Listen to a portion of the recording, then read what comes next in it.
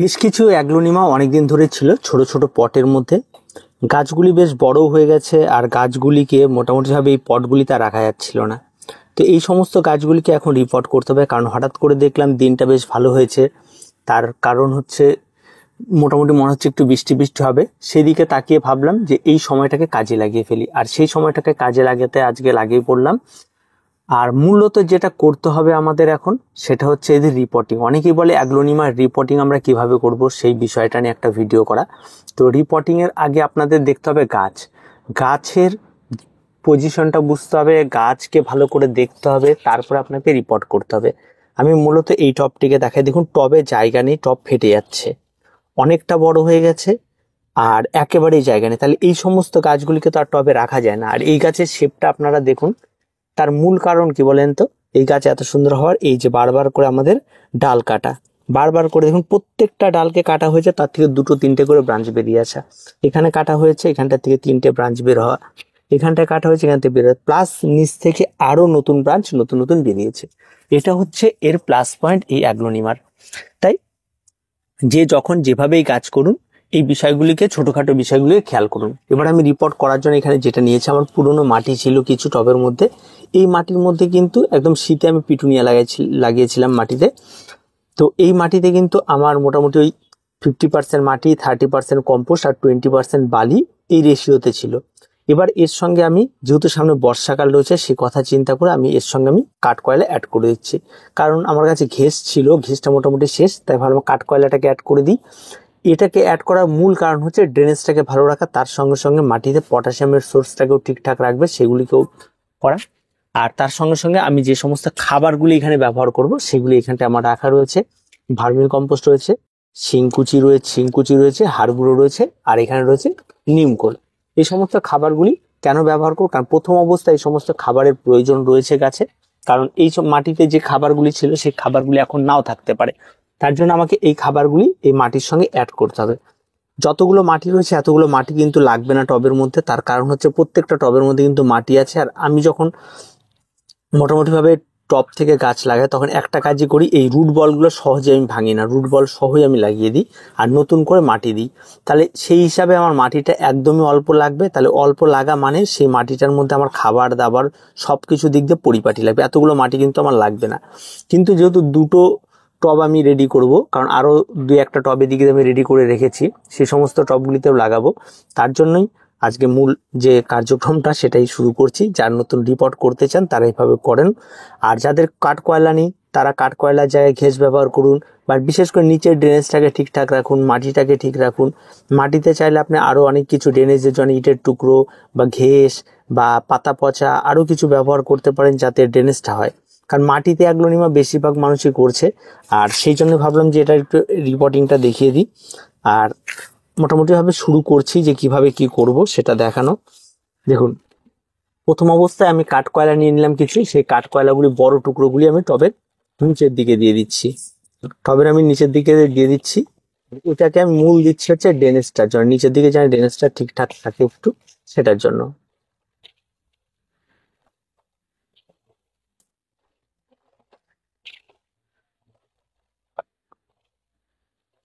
তাহলে কয়লার যে বড় বড় দানাগুলি ছিল সেগুলো আমি নিচের দিকে একটা লেয়ার দিয়ে দিলাম। আপনি এখানটায় ছোট পাথরের টুকরো বালি ছাকা ব্যবহার করতে পারেন, আপনার ড্রেনেজের জন্য এখানে ঘেঁস ব্যবহার করতে পারেন, আপনি পাথরের টুকরো ব্যবহার করতে পারেন, ইটের ভাঙা টুকরো ব্যবহার করতে পারেন, যে কোনো কিছু ব্যবহার করতে পারেন এই ড্রেনেজের জন্য। এবার যেটা করতে হবে সেটা হচ্ছে এই যে মাটিটা ছিল এই মাটিটা হালকা একটা লেয়ার আপনাকে এখানটা একটা দিয়ে নিতে হবে, ঠিক হালকা একটা লেয়ার এভাবে আপনাকে এই জায়গাটাতে দিয়ে নিতে হবে।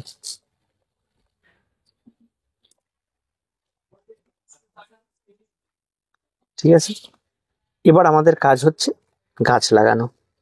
দেখুন প্রথমে এই গাছটিকে আমি বসাবো, কারণ এই গাছটি অনেকটা বেড়ে গেছে আর টপটা যেহেতু ফেটেই গেছে, তাই আমি টপটাকে একদম ভেঙে দিতে হবে আমাকে, এখান থেকে আর তাছাড়া কোনো অপশন নেই।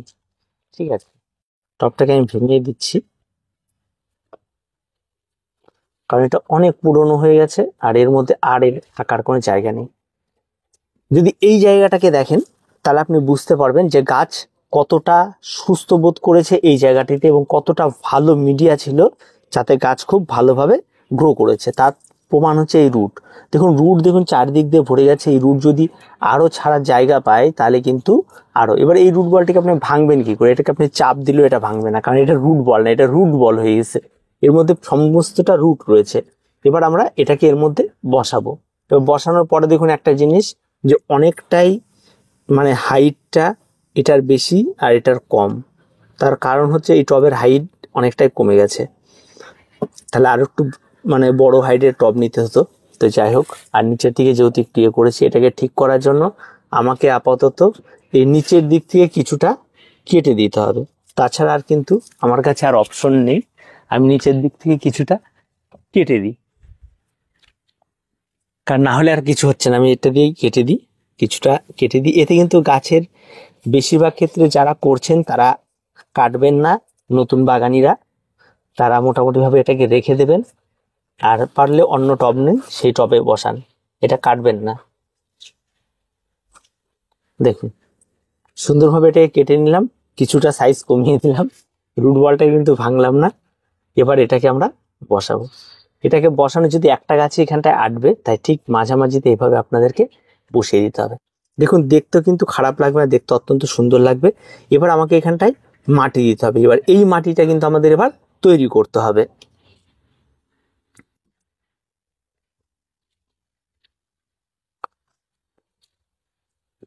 মাটি বেশি লাগবে না, সেখানে যে পরিমাণ মাটি লাগবে সেই মাটিটা আমি তৈরি করে নিচ্ছি। এতটার মতো হয়তো মাটি লাগতে পারে। এবার এই মাটির মধ্যে আমাকে যেটা মেশাতে হবে, সবচেয়ে ইম্পর্টেন্ট জিনিস, সেটা হচ্ছে নিম খোল। ঠিক এই পরিমাণ নিম খোল এখানটায় আমি মিশিয়ে দিচ্ছি মাটির মধ্যে।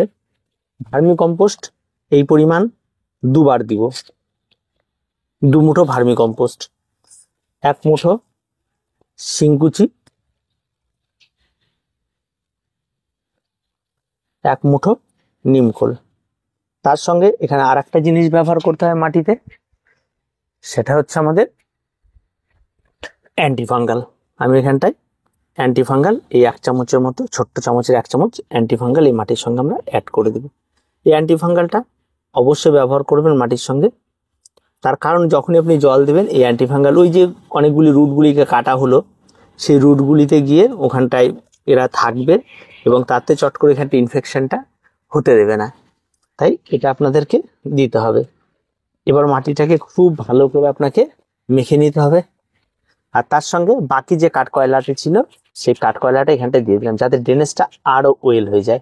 ঠিক আছে, মোটামুটি ভাবে অনেকটা পরিমাণ কাঠকয়লা আমি দিয়ে দিলাম। এবার এই কাঠকয়লাগুলো কিন্তু একেবারে ছোট দানা, দেখবেন বড় দানা কিনলে তার মধ্যে অনেক ছোট দানা বেরিয়ে যায়। এবার এটাকে আমি মাখিয়ে নিচ্ছি। আপনারা এই যে কাঠকয়লাটা আমি ব্যবহার করলাম, এটা যদি আপনার কাছে না থাকে না করুন, তাতে কোনো অসুবিধা নেই, কিন্তু মাটিটা ওয়েল ড্রেনেজ করবেন আর বালিটা একটু বেশি দিয়ে দিবেন। কাঠকয়লার জায়গাটা বালিটা বেশি দিয়ে দিন। এই মুহূর্তে বালি এইগুলি নেই এবং কাজ করার জন্য এটা নেই মানে গাছের রিপোর্ট হবে না তেমনটা নয়। মিডিয়া কিন্তু অনেক রকম ভাবে তৈরি করা যায়, কোনো কিচ্ছু নেই, খালি আপনার সদ ইচ্ছা থাকতে হবে গাছ করার।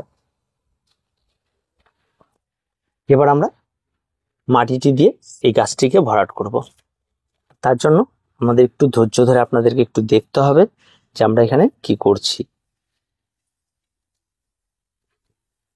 দেখুন কিচ্ছু নেই, জাস্ট সাইড দিয়ে দিয়ে এই মাটিটিকে দিয়ে ভরাট করে দেওয়া, আর কিচ্ছু নয়। কিন্তু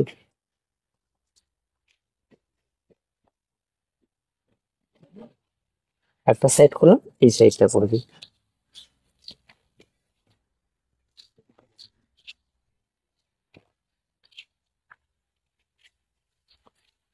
সামান্য একটু শর্ট পড়ছে, মাটি তো আছে, সেটা একটু দিয়ে দিই।